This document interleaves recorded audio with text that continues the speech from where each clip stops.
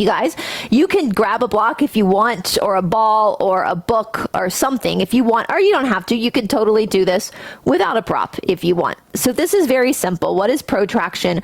What is retraction? I'm going to sit sideways. So I'm going to hold the block. So here I'm at a neutral position. Protraction is this. I'm pushing the block. So what's happening in protraction is my shoulder blades are separating. Okay, they're separating because I'm pushing. So we've got in between the shoulder blades, we have a mountain that is forming, not a valley, not a valley, not this, right? Okay, so protraction is what we want. We want protraction. Retraction is this, right? It looks like a chaturanga seizure sometimes, a push-up seizure. Yeah, and that's what we see a lot with women. We see a lot of retraction. Okay, so I'm going to be on my knees for a second, just for demonstration purposes. So this is what I'm talking about. That's retraction. Yeah, I'm caving in. My shoulder blades are folding in together instead of coming apart. Yeah, we want them to come apart. So a lot of times I say here and in my real live classes, probably say it more in live classes because I'm actually watching people practice, to push into the mat. So what am I talking about? So when we look at plank position, or even something like downward facing dog, the hands, like if your hands are just kind of like flopped on the mat like this, you're in retraction. You're totally in retraction. Let's start with the hands. So I want you to take your hands and I want you to spread your fingers apart and just press into your fingertips. That's where it starts. Okay? When you do a handstand, you're in protraction. You can't do a handstand and retract at the same time. It doesn't work. So naturally, when people go up into handstand, they're protracting. That's the same thing. Guess what? Guess what? Shocker. I know this is shocking. Downward facing dog is a variation of a handstand. I want you to think about that, okay? It's not a resting position. It's an extremely active position. It's an isometric hold, which we spoke about on Foundations 1, what that is.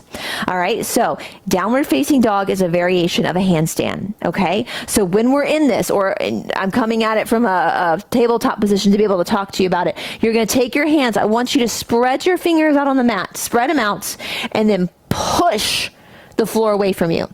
You're pushing the floor. It's the same thing in downward facing dog. You're pushing that floor away from you, right? It's an activation of muscles. It's an activation.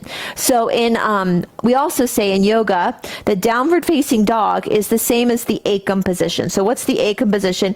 Hands up, right? So we do our sun salutation, ekam, inhale, arms up. We're looking towards the thumbs, but what are we doing? We're protracting, naturally protracting. So you bring your hands up in that ekam position and then just separate your hands. And there's your downward facing dog. Now, I want you to be very, very careful.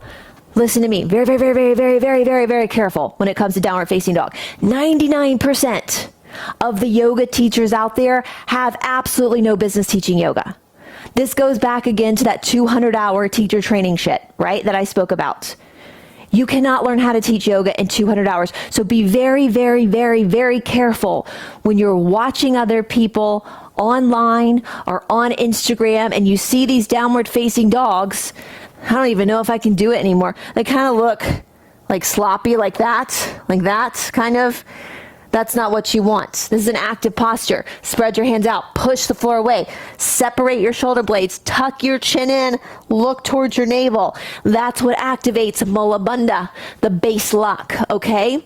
That's why in my lineage, traditional, we have to literally move to India and go back to school, like a college, right? So be very careful who you're mimicking, right? Because sometimes half the people you're mimicking, it's the blind leading the blind. Like they have no idea what they're doing and it's going to end up hurting you, okay? So be very careful with that. Protraction, retraction. You can even do drills. We might have some videos with these drills where you protract, retract, just to get that feeling.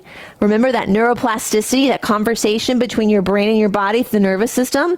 And then you can walk it and really keep that protraction so you feel that coming. And again, for women, This is why a lot of women sometimes end up with shoulder injuries. Now, injuries are karma, yeah? They're not necessarily a bad thing. They're just an action that you learn from. And so sometimes that karma cannot be avoided. And sometimes when we have that injury, it can end up being like the best thing for us, because that's really what helps us learn to course correct, is once we injure ourselves, like, we're not gonna make that mistake again. Yeah, so I've had shoulder injuries. I've broken my wrist before in practice when I had to go on my fist to do it. There's so many different things that you can do to work around injury.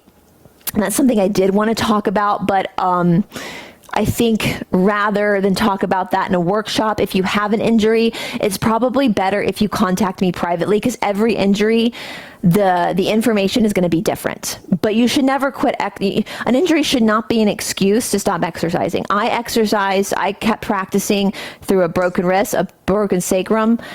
You know, we don't do it full force. We modify. Cindy says it best, that an injury is simply asking you to redirect your energy. So we just look at a different way to do it. Okay. Jenny, our student here, she broke her foot and she was still doing stuff. So there's all sorts of ways to work around that. Injuries just happen. That's part of having a body. You can't go this whole life without something happening, because every human being on the face of the earth has karma.